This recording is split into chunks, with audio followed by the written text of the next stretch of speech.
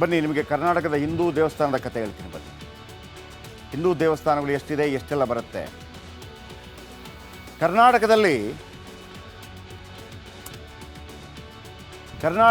ಲಕ್ಷಕ್ಕೂ ಹೆಚ್ಚು ದೇವಸ್ಥಾನ ಇದೆ. ರಾಜ್ಯದಲ್ಲಿ ಅದರಲ್ಲಿ ಮುಜರಾಯಿ ಇಲಾಖೆಗೆ ಬರುವ ದೇವಸ್ಥಾನ ಅಂತಿದೆ. ಮುಜರಾಯಿ ಇಲಾಖೆ ಅಂದರೆ ಗೌರ್ಮೆಂಟ್ ಅಂಡರಲ್ಲಿ ಬರುವಂಥದ್ದು. ರಾಜ್ಯದಲ್ಲಿ 34,563 ಮುಜರಾಯಿ ಇಲಾಖೆಯ ದೇವಸ್ಥಾನಗಳಿದೆ. ಅಂದರೆ 19% ದೇಗುಲಗಳು ಮುಜರಾಯಿ ಅಡಿಯಲ್ಲಿದೆ, ಇಲಾಖೆ ಅಡಿಯಲ್ಲಿ ಬರುತ್ತೆ. ದೇಗುಲಗಳ ಆದಾಯ ಇತರ ದೇಗುಲಗಳಿಗೆ ಬಳಕೆ ಆಗುತ್ತೆ. ದೊಡ್ಡ ದೇವಸ್ಥಾನಗಳಿಂದ ಬರೋದು ಇತರದೇ. 25 ಲಕ್ಷ ಆದಾಯ ಇದ್ದರೆ ಒಂದು ದೇವಸ್ಥಾನಕ್ಕೆ ವಾರ್ಷಿಕವಾಗಿ 10% ಕೊಡಬೇಕು ಸರ್ಕಾರಕ್ಕೆ. 5ರಿಂದ 25 ಲಕ್ಷ ಇದ್ದರೆ 5% ಹಣ ಕೊಡಬೇಕು. ಆಮೇಲೆ 5 ಲಕ್ಷಕ್ಕೂ ಕಮ್ಮಿ ಆದಾಯ ಇದ್ದರೆ ಹಣ ಕೊಡಬೇಕಾಗಿಲ್ಲ. ಅವರಿಗೆ ಸರ್ಕಾರ ಕೆಲವು ಸವಲತ್ತುಗಳನ್ನು ಕೊಡುತ್ತೆ. ಮುಜರಾಯಿ ನೌಕರರಿಗೆ ಸಂಬಳ ಕೊಡುವುದಲ್ಲ, ದೇಗುಲದ ಹಣದಲ್ಲೇ ಸಂಬಳ ಕೊಡಲಾಗತ್ತೆ. ದೇಗುಲದ ಹಣವೇ ಅಷ್ಟಿದೆ. ರಾಜ್ಯದ 100 ದರ್ಗಾ ಮೇಲೆ ಮುಜರಾಯಿ ಹಿಡಿತಾ ಇದೆ. ದರ್ಗಾದ ಮೇಲೆ ದೇವಸ್ಥಾನಗಳ ಹಣ ದರ್ಗಾಕ್ಕೆ ಬಳಸುವಂತಿಲ್ಲ, ಅದು ಬಳಸುವುದು ಕೂಡ ಇಲ್ಲ ಅಂತೇಳಿ ಹಿಂದೆ ಕೂಡ ಶ್ರೀನಿವಾಸ ಪೂಜಾರಿ ಅವರು ಮುಜರಾಯಿ ಇಲಾಖೆ ಆಗಿದ್ದಾಗ ಹೇಳಿದರು. ಯಾಕೆ ಶ್ರೀನಿವಾಸ ಪೂಜಾರಿ ಅವರ ಹೇಳಿಕೆ ಮಹತ್ವ ಪಡೆಯುತ್ತೆ ಅಂತಂದರೆ, ಅವರು BJPಯಿಂದ ಆಯ್ಕೆಯಾಗಿದ್ದ ಕಾರಣಕ್ಕಾಗಿ BJP ಅವ್ರದ್ದಲ್ವಾ ಪ್ರತಿ ಸಲ ಕ್ವಶನ್. ಈಗ ದೇವಸ್ಥಾನದ ದುಡ್ಡು ಎಷ್ಟು ಬರುತ್ತೆ, ಬೇರೆ ಎಲ್ಲಿಂದ ಬರೋದಿಲ್ಲ. ಈಗ ಚರ್ಚೆ ಹೇಳೋದೇನಂತಂದರೆ, ಚರ್ಚಿಗೆ ಯಾರಾದರೂ ಕಾಣಿಕೆ ಹಾಕ್ತಾರಾ? ಇಲ್ಲ. ಹಾಗಾಗಿ ದುಡ್ಡು ಬರುವಂಥದ್ದಿಲ್ಲ. ಮಸೀದಿಯಲ್ಲಿ ಯಾರು ಕಾಣಿಕೆ ಹಾಕೋದಿಲ್ಲ, ಅಥವಾ ಹಣ್ಣು ಕಾಯಿ ಮತ್ತೊಂದು ಯಾರು ತಗೊಂಡು ಹೋಗೋದಿಲ್ಲ. ಸೊ ಹಾಗಾಗಿ ಇನ್ಕಮ್ ಇಲ್ಲ ಅಂತ. ದೇವಸ್ಥಾನಗಳಲ್ಲಿ ಇನ್ಕಮ್ ಇದೆ. ಮುಜರಾಯಿ ಹಿಡಿತದಲ್ಲಿದೆ ಪ್ರಮುಖ 10 ದೇವಸ್ಥಾನ. ಎಷ್ಟು ದುಡ್ಡು ಬರುತ್ತೆ ಗೊತ್ತಾ ಸರ್ಕಾರದ ಬೊಕ್ಕಸಕ್ಕೆ? ಕುಕ್ಕೆ ಸುಬ್ರಹ್ಮಣ್ಯ ವರ್ಷಕ್ಕೆ 123,64 ಲಕ್ಷ ಕುಕ್ಕೆಯಿಂದ. ಎರಡನೇದು ಕೊಲ್ಲೂರು ಮೂಕಾಂಬಿಕೆ 60 ಕೋಟಿ, ಲಕ್ಷ ಅಲ್ಲ, ವಾರ್ಷಿಕ 60 ಕೋಟಿ. ಇನ್ನು ಮೈಸೂರು ಚಾಮುಂಡೇಶ್ವರಿ, ಅದು ವಾರ್ಷಿಕ ಅಲ್ಲ, ವರ್ಷಕ್ಕೆ ಜಾಸ್ತಿ ಇದೆ.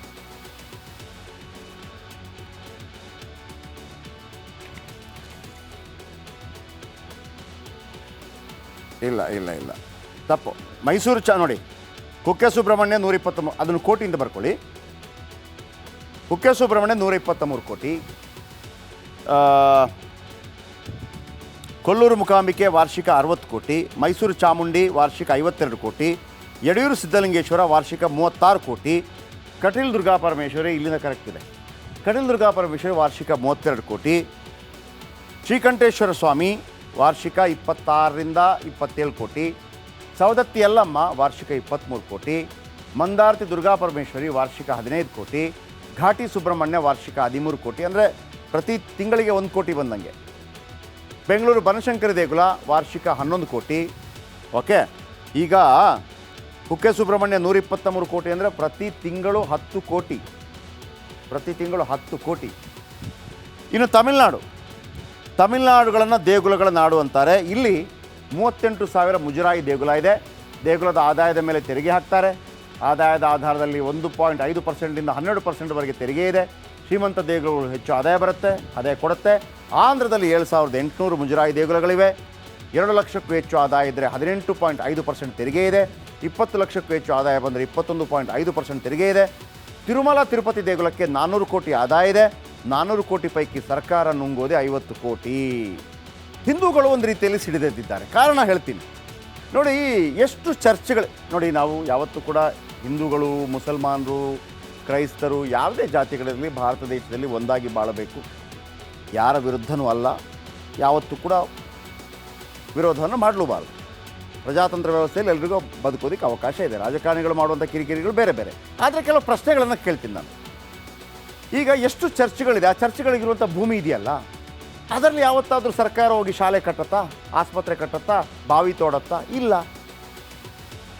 ಆಯಿತು, ಈಗ ನಾನು ಮೊನ್ನೆ ಹೇಳಿದೆ, ರೈಲ್ವೆ ನಂತರ ಆಮೇಲೆ ಸೇನೆ ನಂತರ ಅತಿ ಹೆಚ್ಚು ಜಾಗ ಇರೋದು ವಕ್ಫ್ಗೆ. 3 ಡೆಲ್ಲಿ ಕಟ್ಬೋದು. ಅಲ್ಲಿ ಆ ಜಾಗದಲ್ಲಿ ಯಾವತ್ತಾದರೂ ಪಂಚಾಯತ್ ಕಟ್ಟಿದಾರ? ಗ್ರಾಮ ಪಂಚಾಯತಿ, ಬಾವಿ, ಶಾಲೆ, ಸರ್ಕಾರದ ಮಾರ್ಗ ಇಲ್ಲ. ದೇವಸ್ಥಾನದ ಜಾಗದಲ್ಲಿ ಶಾಲೆ ಕಟ್ಟಬಹುದು, ಆಸ್ಪತ್ರೆ ಕಟ್ಟಬಹುದು, ರೋಡ್ ಮಾಡಬಹುದು. ಹಾಗಿದ್ರೆ ಈ ದೇಶ ಯಾವುದ್ರಿ? ಪದೇ ಪದೇ ಮತ್ತೆ ನೆನಪಿಸ್ತೀನಿ, 1947ರಲ್ಲಿ ಈ ದೇಶ ಇಬ್ಬಾಗವಾಗಿದ್ದು ಧರ್ಮಾಧಾರಿತವಾಗಿ. ಮುಸ್ಲಿಮರಿಗೆ ಪಾಕಿಸ್ತಾನ ಅಂದರೆ ಇದ್ಯಾರಿಗೆ? ಹಿಂದೂಗಳಿಗೆ. That's all. ಮುಸ್ಲಿಮರಿಗೆ ಪಾಕಿಸ್ತಾನ ಅಂತಂದರೆ ಇದ್ಯಾರಿಗೆ? ಹಿಂದೂಗಳಿಗೆ. ಆದರೂ ಕೂಡ ಹಿಂದೂ ದೇಶ ಅಂತ ಆಗಲಿಲ್ಲ, ಇದು ಜಾತ್ಯತೀತ ರಾಷ್ಟ್ರ ಅಂತ. ಆದರೆ ಯಾರಿಗೆ ಮಹತ್ವ ಇರಬೇಕಾಗಿರೋದು? ಹೆಚ್ಚಿನ ಪ್ರಶಸ್ತಿ ಯಾರಿಗಿರಬೇಕಾಗಿರೋದು?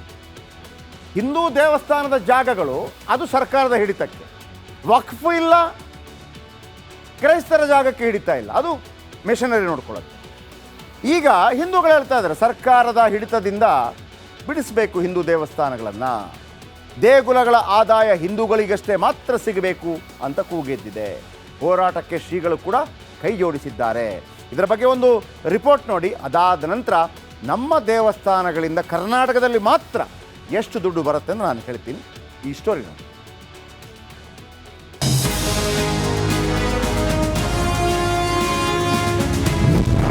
ಸರ್ಕಾರದಿಂದ ದೇಗುಲ ಮಠ ಮುಕ್ತಗೊಳಿಸಿ ಕೊನೆಗೂ ಸಿಡಿದೆದ್ದ ಹಿಂದೂ ಸಮುದಾಯ.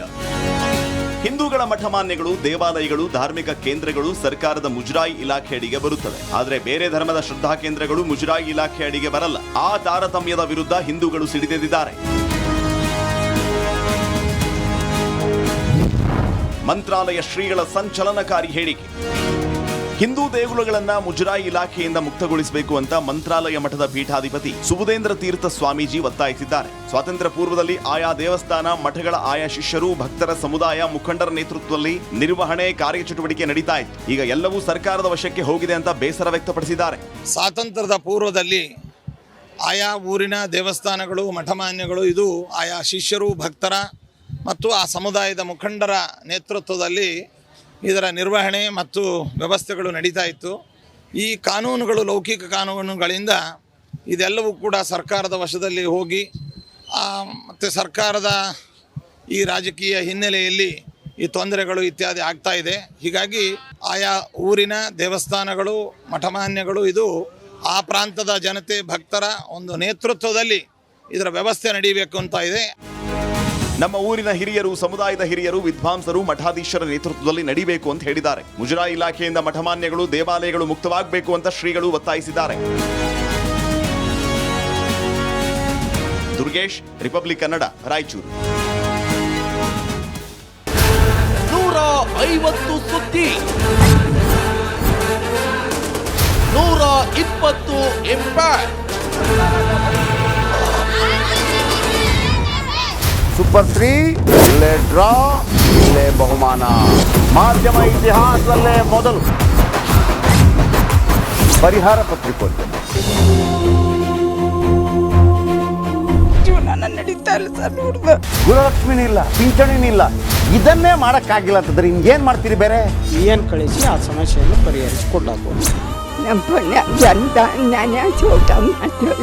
ಒಬ್ಬ ಅಜ್ಜಿ, ಅವರು ವಿಕಲಚೇತನರು, ಯಾರ ಹತ್ರ ಹೇಳೋದು? ನಿನ್ನ ಪ್ರಾಬ್ಲಮ್ ಏನಪ್ಪ ಅಂತ ಕೇಳೋದಕ್ಕೆ ಯಾರು ಇಲ್ವಲ್ಲ. ಆಗ ನಾವಿರ್ತೀವಿ. ನಾವಿರೋದೇ ನಿಮಗಾಗಿ.